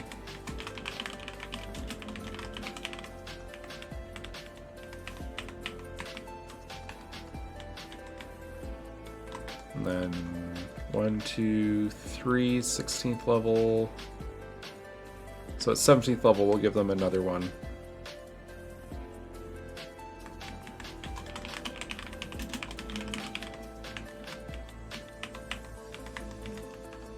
So that gives them...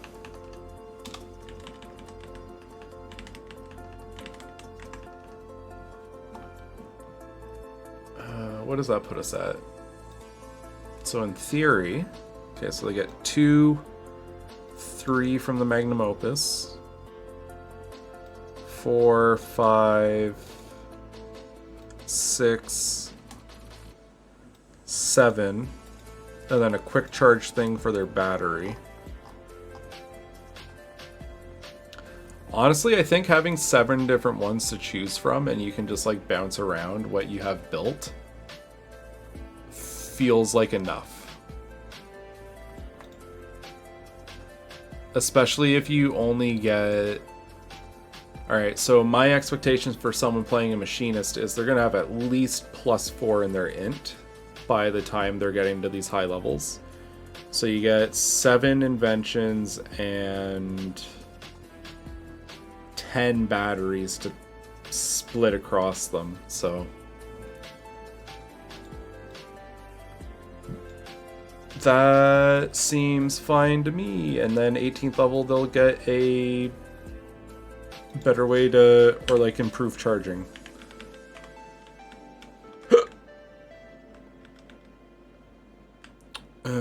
Like a quick charge.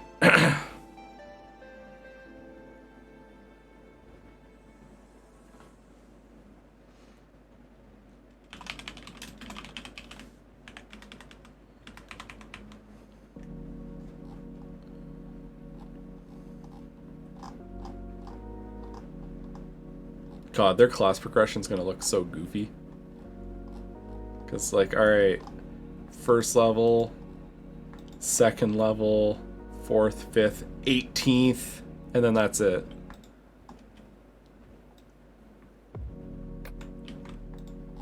Because everything else is going to be buried in the other features and stuff. But I guess that's fine.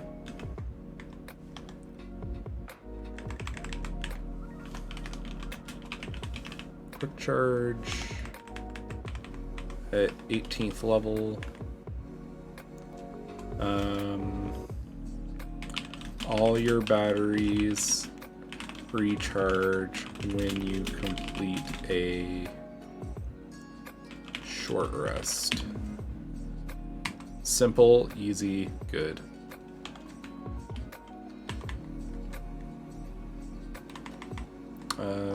For second level, we'll add the tech support.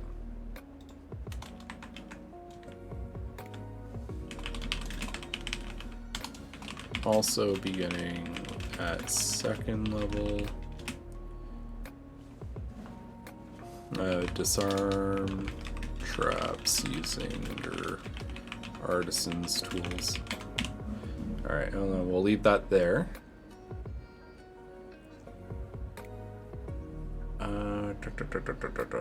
I think 6th level was the one that I wanted to have an interactive feature. Yeah. We need something for 10th and 14th.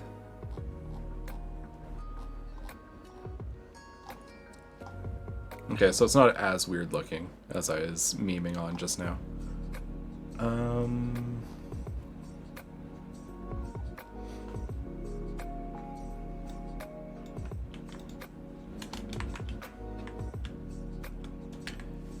Interactive feature. That's 6th level something. And then they're also getting their thing. 10th level, call it a battle feature. And then 14. They have another battle feature. They can pick whatever inventions they want. Alright, so I think that's good bones.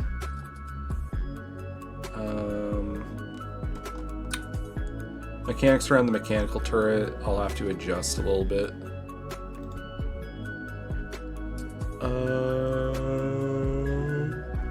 For the re-res, because most of these other classes use spell slots, so I think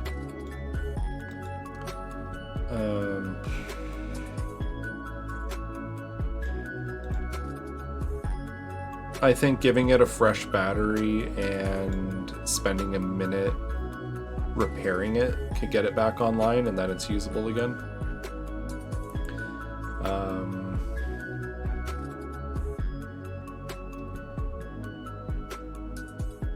It takes a little bit of suspended belief, because I know in a campaign this shit will get thrashed. It'll get hit with dragon tails and bit by wolves and dunked in water and lava thrown on it. Like, rubbing your hands on it and saying, new battery, you're good to go, is not believable.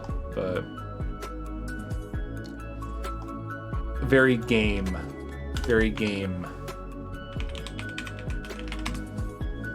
in terms of solution, but that's fine. At the end, like, D&D is a game, so it's gonna have some elements of being a game in it, I guess.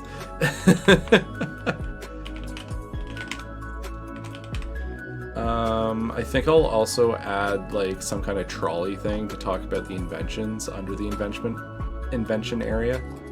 Maybe it's maybe there's something about the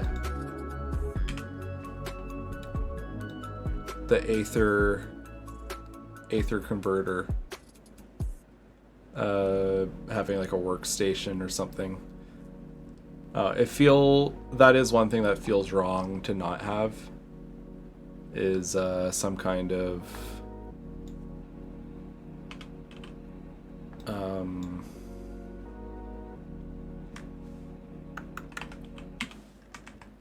thing there. Whoops.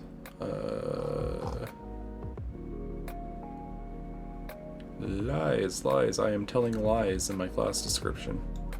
6th, 9th, 13th, and 17th levels.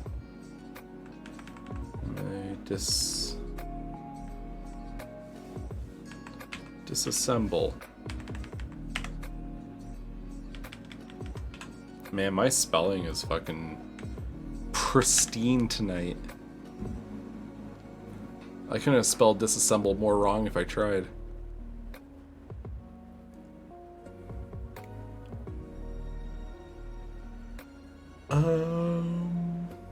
Okay, cool. I like it. I like where we're going with it.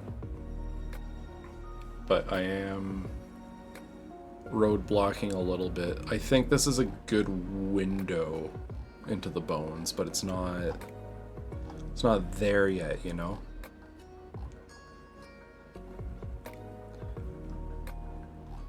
Let's talk a little bit about the features, because I've been thinking about these a little bit.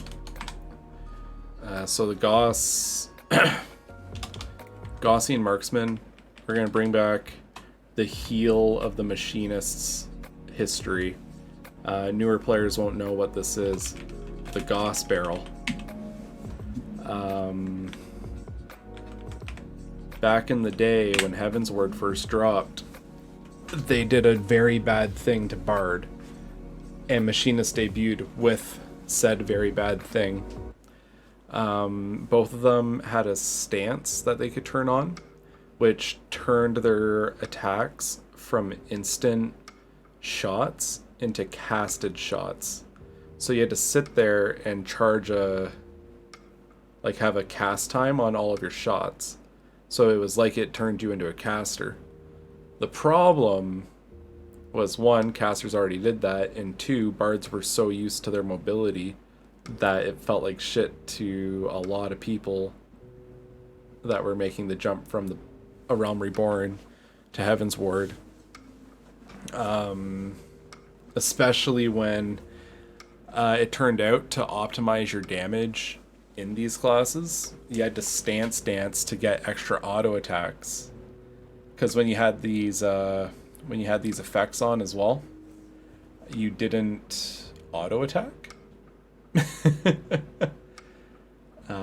So that sucked. And after Heaven's Ward, they got rid of Goss Barrel, and they reworked the other thing. I think it was Wanderer's Minuet was originally the stance dancing thing, and then they reworked it into a better ability. But Goss Barrel is one of the worst things they did to Machinist. It had it from the start. That being said, we're bringing it back, baby.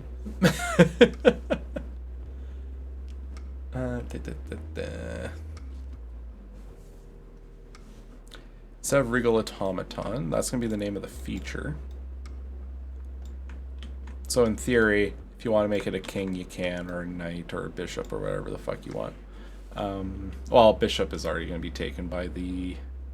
No, you know what? I'm just calling it mechanical turret, so you can make whatever you want. I'm going to make it roboticist. Got Dr. Robotnik up in here. And that's going to have the big class table as well.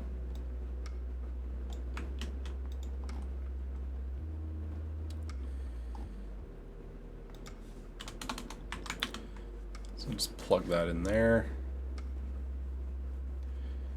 because we know where we're going with it.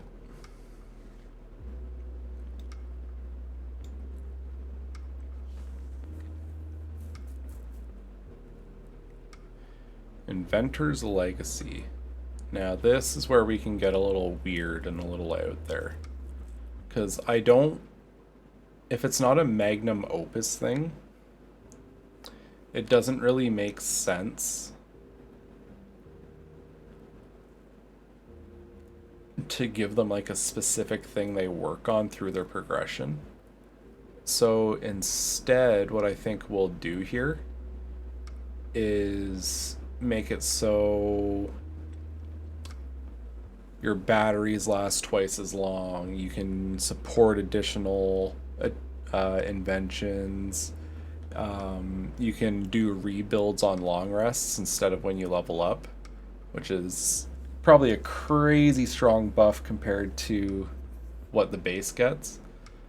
But that's their thing. That's their thing. They have a legacy for just having a brilliant mind, and you could go to bed, and when you wake up in the morning, they have built a whole new thing using spare parts from other inventions. I think that's something that makes sense.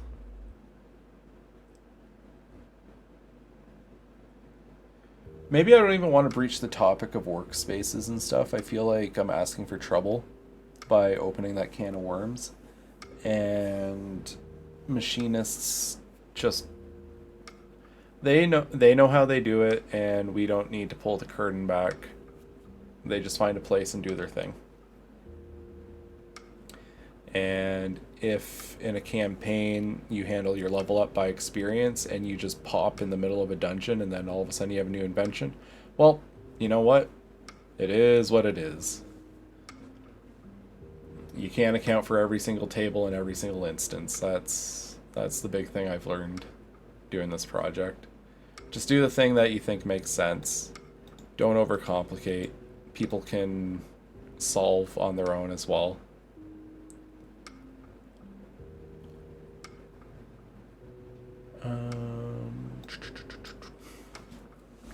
Alright, so we'll call that overnight success.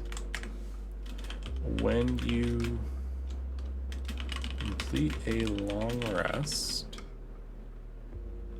you may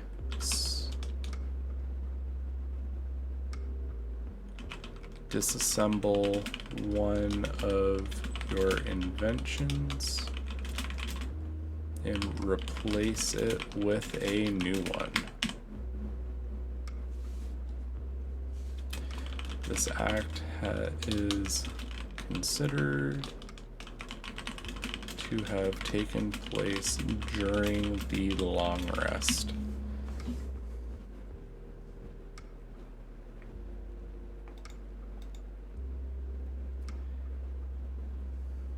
Alright, yeah. Yeah. And then they're able to build extras, and they do good. And then I think for the magnum opus pieces, so like for the roboticist, it's going to be like, all right, yeah, your robot gets extra attacks, it gets a speed up, it gets, or maybe we make the upgrades a la carte, give like 3 options on each feature for what they want to do. So you could have multiple machinists in the party and they all end up with different robots.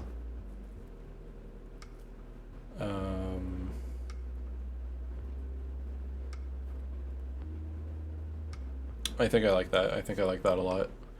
We can like make the first enhancement be like you apply a fighting style to it.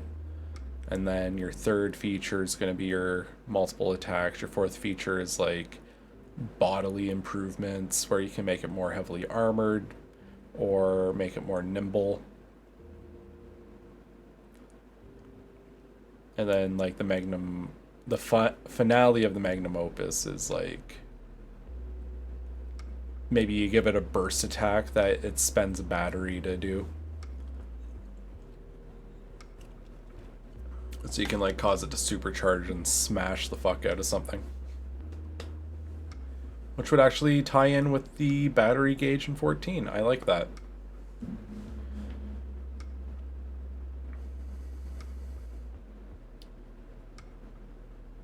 And the Gaussian, that one, I need to think more on it. There's so many different shots that Machinist gets in 14 that like it's not a big deal to figure out what we're gonna do there.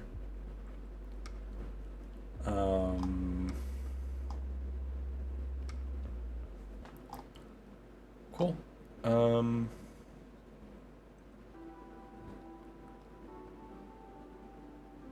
Honestly, I think we've laid out the bones pretty nicely. And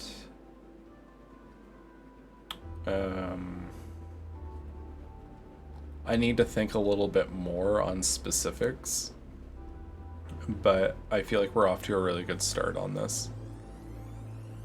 So I'll keep chipping away, but the brain is getting mushy. And I believe I'm gonna start looking to call it here. I do have a couple, call them parting announcements. Sometime in the next week, you're gonna see a Genshin stream come out of me, because I decided that I was gonna try and do the Genshin sponsorship from Stream Elements. So if you want to support that, feel free. I already have the thingy live in the panels under the stream. I don't know, it's fun, it's a good time killer. I enjoy it. If you check it out, we can play. I'm happy to help people out. Oh, it's getting so dark in my room. Let me just... Bam! Hey camera, I'm back. I'm back. You can see me again. Almost. It's looking like it's getting confused. Okay, I got like... I'm drifting now. Just when I was looking to finish up. Technical issues. Good old nature. Okay. Where was I? Yeah, so I'm doing that. If you wanna support that, if you've never tried it before, there's a download link in the panels for funsies. I don't know the exact timing that I'm gonna do that, but I am obligated to play it, and I do play it more or less on a daily basis, so it's not like it's a hassle to play it. I just tend to play it solo because, or I play it off stream more often than not because You know, I find it's one of those, like, it's like playing the RPGs where there's a lot of dead air and you're just like watching things happen. And there's a lot of voiceover, and some of the storytelling just bugs me, but I still find the game really fun to play. Yeah, so there's that. And then what's the other thing? Oh yeah, I was gonna look into who to raid, and then I'll also continue working on this. When I'm done with Project Meteor Survivor, one thing I want to do is, this is purely self-indulgent, but I want to do a stream that is based on like building a campaign world inspired by the early 2000s wrestling scene. Which sounds really goofy because it is going to be goofy. But it's a brain worm that I just can't get out. Okay. Well, do I have anyone to shoot us at?